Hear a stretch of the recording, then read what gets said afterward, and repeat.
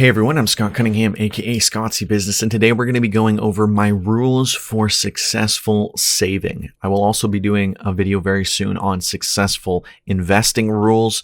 I previously just did a full version of this, and then there was issues with the audio and the video, so I'm just going to do a half and half video. So I have 7 rules for successfully saving your money.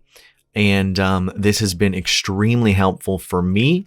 And because I'm not telling you anything about investing, I don't even have to disclaim this as not being financial advice, but, still not financial advice. So the number one rule, this isn't necessarily in any order, but this might as well be the number one rule, is just being frugal and saving as much money as you possibly can. Now, that sounds very, very simple. But most people, can't do this at all. And there's a million different ways to save money. The most important thing is that you don't just save money to save, because then it's going to inflate in your bank account. And you're not just saving money to then consume in other places. You're saving money to invest that money. So being frugal and saving as much as possible, you don't really see the need for it until you start investing. So I think investing goes hand in hand with saving because you'll see the results. So for example, you might say to yourself, well, Scott, I am very frugal and there's no way for me to save money. And I might say to you, well, do you cut your own hair?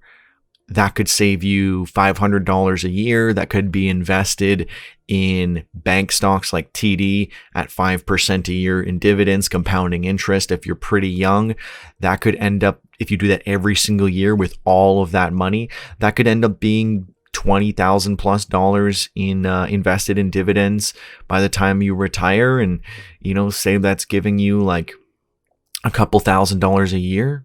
That's amazing. And it's only by being frugal and finding different ways to save that you can then spend that on something much more beneficial to improving your life. So it's a lot about just finding different ways where you could cut back and taking advantage of that. The second one for me is budgeting everything and then optimizing that budget. So you can't improve on your expenses and how you spend and all the different things in your life unless you're tracking it, because naturally you cannot optimize anything that is not tracked. So you have to first start off by budgeting everything, which is simply just tracking all of your expenses so you know where the money is going. And then from there, you can optimize your budget when you realize how much money is actually going to certain places. Because before I started budgeting, I had no idea where my money was going. And once I actually was able to see the big picture, I was able to find many ways to cut back and save a lot of money. And it really opens your eyes when you see, oh, I'm spending, $2,000 on dining out, and that could all go into investing and make tons of money.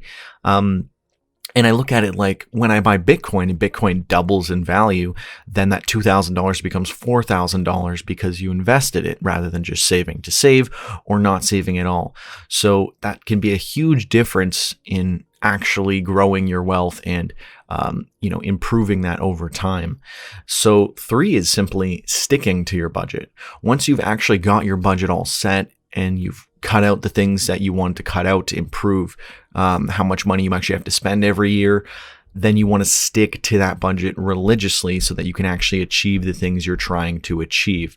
By sticking to that budget, then you can get to the point where you can cover that entire budget with passive income. So for me, I take all of my expenses for the year, I multiply that by 25, and I get $575,000. And that is all I'll need to keep paying for that. If I were to invest in, for example, dividend stocks, that would pay me 5% on average a year. And then it would also have a bunch of money left over for inflation and continuing to grow that a little bit. So the easy go-to number is just 25 times your yearly expenses is how much money you need to retire. And you can only do that if you actually stick to your budget. And then with that is not increasing your expenses. I talk a lot about lifestyle foundation, where you figure out what you need in your life and you just purchase those things and you stick to that budget and you do not keep improving your life as you get raises, promotions, etc., because then you're not going to be able to afford those expenses, or maybe you will, but you will not be able to afford to invest if all of your money goes into this new lifestyle inflation, which is spending parallel to your income, which naturally goes up side by side. And then if you were to lose your job, you would have no way to cover your lifestyle. And with the retirement plan that I recently mentioned, the idea is that if you don't continually increase your expenses, you will be able to get to a specific number and then you can retire and live off of that passively, given you can keep that same level of expense and the same lifestyle. 5 is then investing everything that you save. Now, this isn't necessarily a saving tip, but it is a very good way to utilize your saved money. Because again, as I mentioned, if you're just saving to save, you're still going to lose money to inflation. And if you save to then consume elsewhere, it's not really that beneficial. So you should be saving to invest to then support your lifestyle and potentially retire, like how I mentioned previously. So one of the rules for saving is if you can save 65% of your income and invest all of that, you should be able to retire in 10 years. That, grows and changes as you change the values. So it's like, 37.5 would take 25 or 20 years, I believe. I'm not exactly sure, but I know it's 65% for 10 years, but it's a good goal to start with and then work around that based on how much you make and how much you can possibly save, and then how much you invest at the end of the day. 6 is understanding that you're simply wired to consume. Naturally, people are going to want to buy new things. It's as easy as possible in our society today. And it's all about luxury and convenience. So understand that you're naturally inclined to want to buy things, and the government incentivizes it to keep the economy going. So naturally, everything is pushing you towards consumption. And you have to have the awareness of that to be able to actually, fight against that and try your best to save and invest. And then lastly, I have understanding sensory adaptation, which is fairly similar to the last point. I explained this previously in a video that I'll link, but it's just understanding that you're going to adapt to whatever you bring into your life, whether it's an upgrade or a downgrade. Eventually, you're going to get used to it, and eventually, you're going to want to keep doing more of that.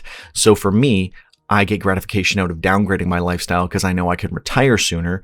So that gives me gratification, then I keep doing that, and that's going to be fantastic and help me retire more quickly. Whereas if you get upgrades to your lifestyle and then you get used to those, you're going to keep doing that, and you're going to keep inflating your lifestyle and breaking one of the previous rules, and then not be able to afford to retire. So that is something you want to completely avoid. I have a video on that and an explanation of all that as well that you can check out. Also for the budgeting, I'll link a previous video I did going through my entire budget and how you can use the template that I use. And you can also download that template. But there's also tons of apps out there that offer the same thing that you can take advantage of as well. But let me know, how are you saving money? Let me know some different frugality tips, life hacks, different things like that in the comments below. I'm sure other people could benefit from learning about those as well. But let me know if I missed something, if there's something else that you think is important to include. This is just a few things that I am very strict with and I stick to. But, everyone can save their own way and do their own things. I didn't really get into many examples of exactly how I save. I'll maybe talk about that at a different time. This is kind of the rules to saving and what I stick to in order to successfully save. Currently, or rather last year, I saved 71% of my income and I invested all of it.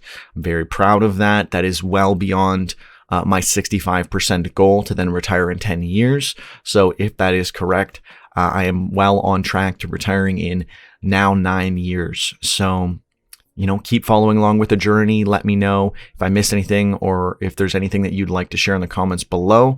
Don't forget to comment, like, and subscribe, and, keep saving that money and, more importantly, investing it. Anyways, until next time, cheers.